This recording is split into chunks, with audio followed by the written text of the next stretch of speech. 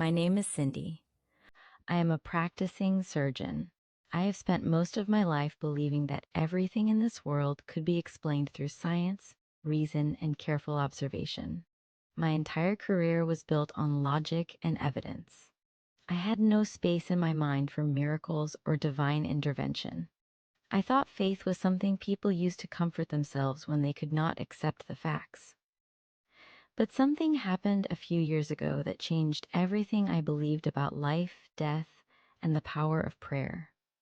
Even now, after all these years, when I think about it, I still feel that quiet chill deep inside my chest. I tell this story not because I want to convince anyone of anything, but because I saw something that I cannot explain, something that science could not answer.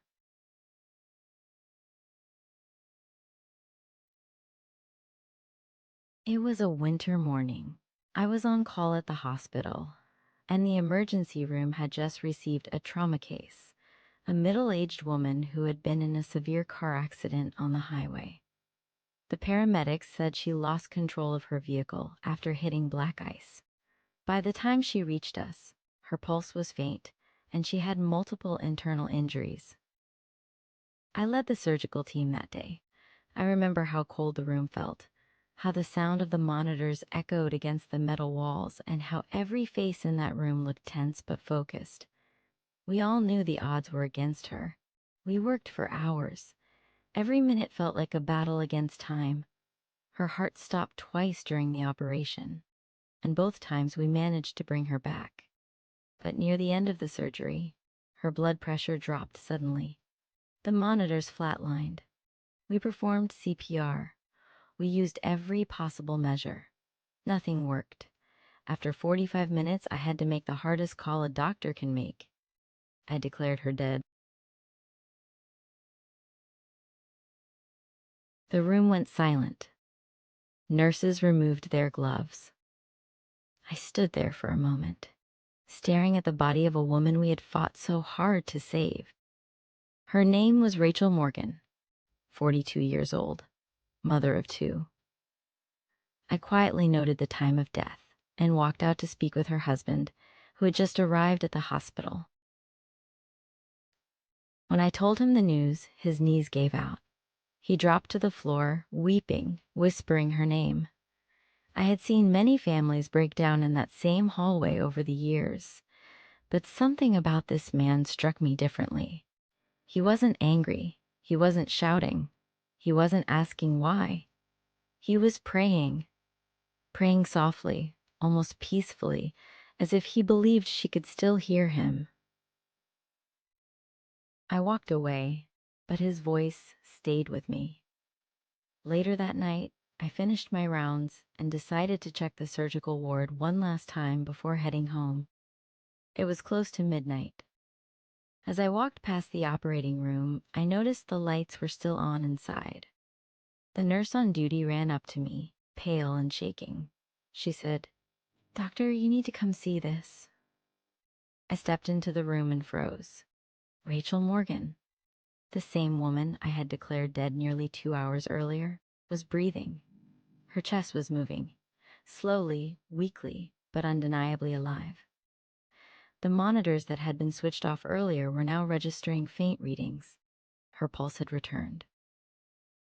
I asked the nurse to check the leads, the monitor, the oxygen line, everything, but they were all functioning correctly. I listened with my stethoscope. The heartbeat was there, faint, irregular, but there. I looked at her face, and for a second I thought I saw her lips move. I called the ICU immediately. Within minutes, a full team arrived. We stabilized her and transferred her to intensive care. I barely slept that night. I kept thinking about her husband, his prayer, his calm faith, his refusal to believe it was over. I came back early the next morning. To my surprise, Rachel was awake.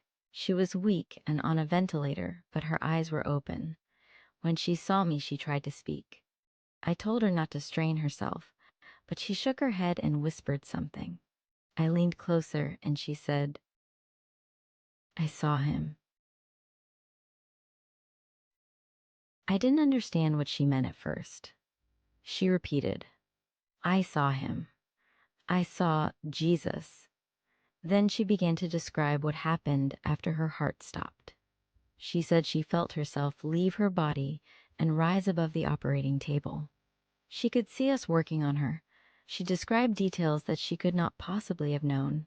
The song playing softly in the background, the exact words one of the nurses said when I called the time of death.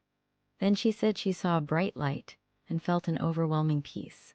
She told me that in that light, she heard a voice saying, "It's not your time yet. Go back." And just like that, she said, she woke up.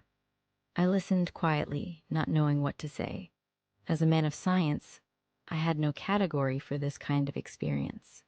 But as a human being, I could see that what she said came from a place of truth. There was no confusion or fear in her voice, only peace. Over the next few weeks, Rachel's recovery stunned everyone in the hospital. She healed faster than anyone expected. The internal damage that should have taken months to mend was nearly gone in weeks. Her case became a subject of discussion among our staff. Some said it was a rare medical anomaly. Others called it a spontaneous recovery. But deep down, I knew it was something else. A few days before her discharge, I visited her room. Her husband was there, sitting by her bedside. I asked her how she felt. She smiled and said, "I feel like I've been given a second life, and I'm going to use it to tell others what I saw." Before I left, she said something that stayed with me forever. "Doctor, you saw my charts, my scans, and my numbers. You know what was impossible, but I saw what was beyond all of that. I saw that life doesn't end where science says it does." Those words hit me harder than I expected. For weeks, I couldn't stop thinking about them. I found myself questioning everything I had believed about faith and reality. I started reading the Bible again, something I hadn't done since childhood. At first, it was out of curiosity, but soon it became something more. One evening, after a long day at work, I sat in my study and opened the book of John. The verse that caught my eye said, "Blessed are those who have not seen and yet have believed." I realized that I had spent my whole life demanding proof for everything. And yet, here I was, faced with something undeniable that had no explanation. Months passed, and I stayed in touch with Rachel and her family. She returned to church, started speaking about her experience, and inspired many people to renew their faith. I attended one of her talks quietly in the back. When she described that moment of peace and light, I saw tears in the eyes of people who had lost loved ones. She gave them something science never could: hope. That night, I went home and prayed for the first time in many years. Not out of fear, not out of obligation, but out of gratitude. I thanked God for showing me something beyond my understanding. I realized that as a doctor, I could heal the body, but only God could touch the soul. Whenever I meet a patient who has lost hope, I tell them about Rachel. I don't tell it to argue or to prove anything. I tell it because I was there. I saw it happen. I saw a woman return from what we call death. I saw a prayer answered in front of my eyes. And that, no matter how long I live, is something I will never be able to explain.